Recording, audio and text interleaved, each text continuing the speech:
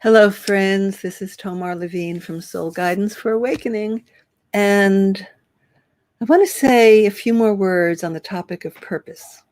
So, yesterday I did a live stream in which I suggested that the concept or what we imagine purpose to be may often be stopping us from exploring it because it's intimidating and we think it's some kind of marble monument on the top of a mountain that we have to climb to get there, and then suddenly, poof, everything's going to be different in our life.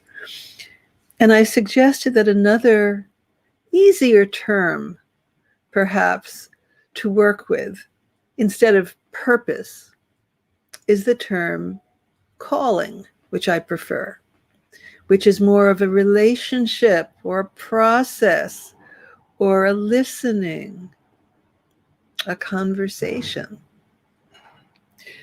But today, there's another thought that came from the same client who I was referring to, who was stuck about purpose, and for whom I brought forth that idea. But there was another obstacle that we discovered, and see if this makes sense to you, if this has anything to do with your life or your experience or that of someone you know. And what it turned out to be is that like many women,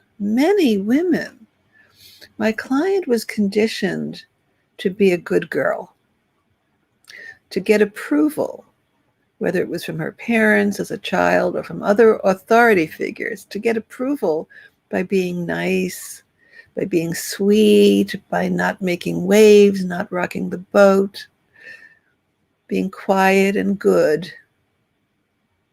And for many little girls growing up, that was the ticket to approval. Be cute, be pretty, be quiet, be sweet, be nice. And people will like you, love you even, approve of you, pat you on the head, say, good girl. Well, how does that stop you from knowing your purpose? Well, we don't know what our purpose is. When we start out, we have this imagining often that it's going to be something radically different than what we're already doing, something that might change our life considerably, that might come as a shock even. And that might require of us something other than a good girl personality, something other than being quiet and sweet and cute and not making waves. We might make quite a few waves if we decide to follow our purpose when we know what it is. We might rock quite a few boats. So there are beliefs that we have internalized from childhood usually, and that are often unconscious or semi-conscious.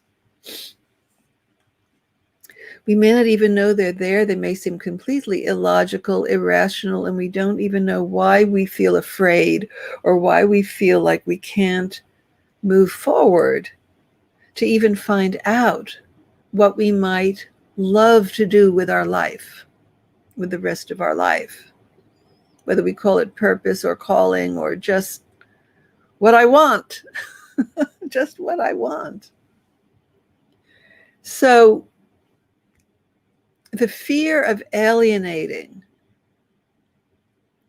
by going against the unconscious agreements we have made with our family, with our parents. We don't know that we agreed, but we did on some subtle level. We got the message. Okay, you want to be loved? Do this. And you signed on the dotted line. Okay, I get it. I mean, some people did the opposite. There were rebels, there are tomboys, there are many different personality types. But there's always a contract. You'll get attention if you do this. You'll get love if you do this. You'll get praise if you do this. It's a contract. We have these contracts with our friends. We have these contracts with our spouses. our beloveds.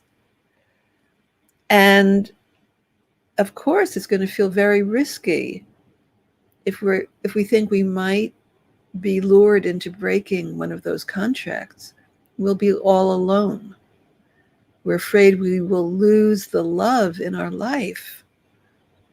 What if you discover that there's something that you feel deeply passionate about and called to do, and that you suddenly realize you must do this at all costs? You have no choice. This is what you're being told.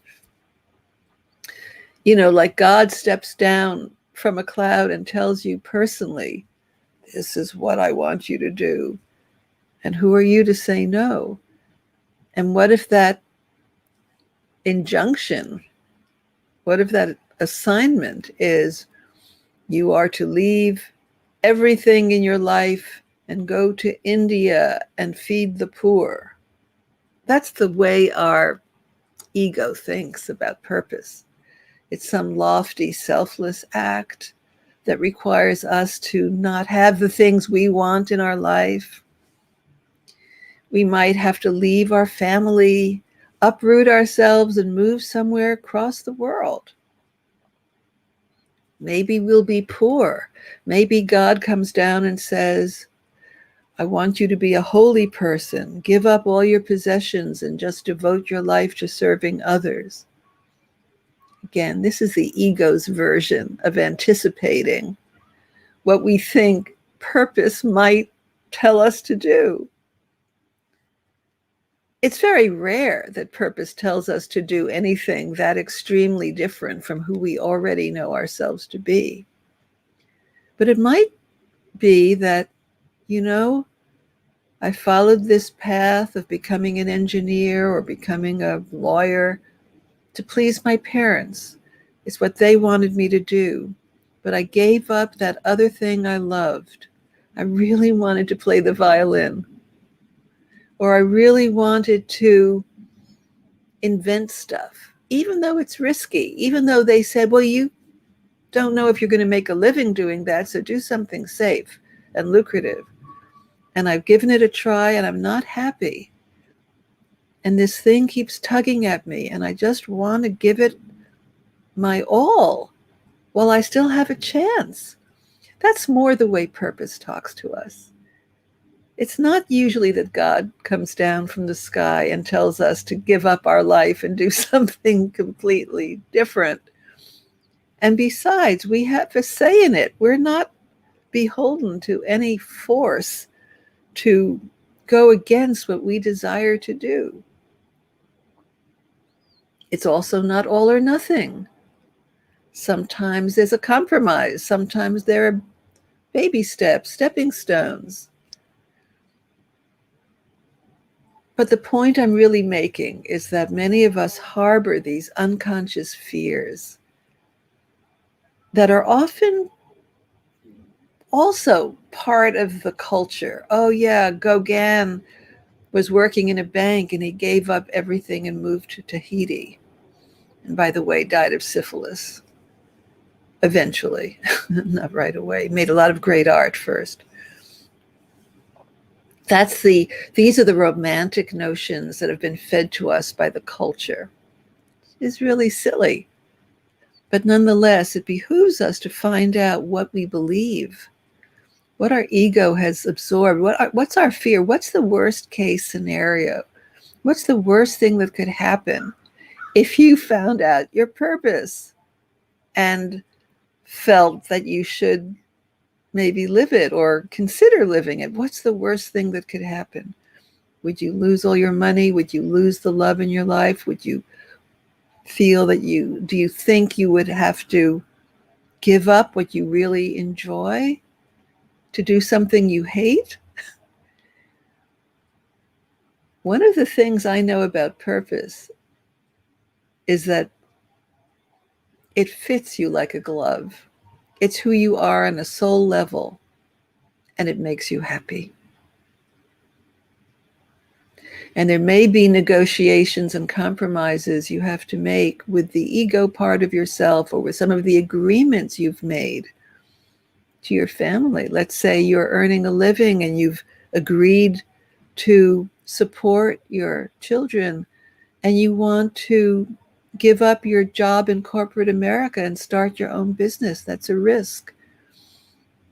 Yes, you have to get other people in on agreeing with you if that's your desire. But if that's a strong calling, chances are it will make you happier and it will make everybody in your family happier. And it may be you'll wind up being even more successful.